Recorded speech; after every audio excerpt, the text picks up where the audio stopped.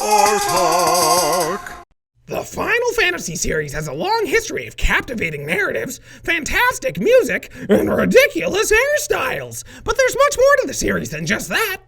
That's right, kids. Professor ARTIMUS Hawkins is back from the dead and ready to teach you about the hidden artistic meanings within the latest entry of Square Enix's beloved and influential RPG franchise, Squank! In Final Fantasy 15, you play as a beautiful boy named Noctis on a road trip with 3 other beautiful boys. On their trip, they're faced with various hardships and conflicts, including other beautiful boys who want to stop the beautiful boys from their beautiful boy goals. But they balance out these dark moments with leisure activities like cooking, fishing, and taking group photos. Alongside the beautiful boys, there are also beautiful women. Some good, some evil, some cute, some sexy, some that are giant god monsters with the ability to flood the world should they feel like it. But the beautiful women are not what we're here to talk about, because that would distract you from the beautiful boys. Did you know that just the idea of a beautiful boy is enough to make some people feel uncomfortable? That's right, kids. For some reason, we're stuck on this idea that masculinity and femininity have to be polar opposites on some sort of binary spectrum. That's not the case, though. They're a lot more like chocolate and peanut butter than they are like black and white. They mix together just great. And Final Fantasy 15 is a perfect example of that. Your average AAA Western video game protagonist is a stoic,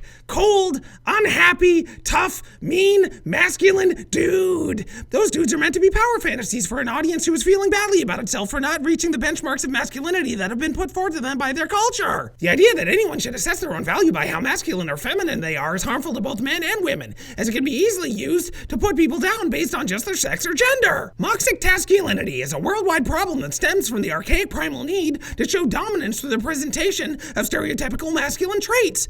Emasculation as a form of attack towards men that divert from this norm is only possible because of how deeply rooted our expectations of masculine behavior from men is, and it's not often that the mainstream media dares to take up the fight against this norm as a result. But in Final Fantasy 15, even the most buff and badass guys are more Fabio than they are Gerard Butler, more Justin Bieber than Hacksaw Jim Duggan, and yet they're not played down as less for it. They're fashion savvy, pretty, and a very refreshing take on what you normally see in an all-male party. Now, that's not to say that Final Fantasy 15 doesn't have its other problems with presentation and gender, especially when it comes to the presentation of certain female characters. But when it comes down to tearing the wall of masculinity in favor of beautiful boys being beautiful together, Final Fantasy 15 delivers.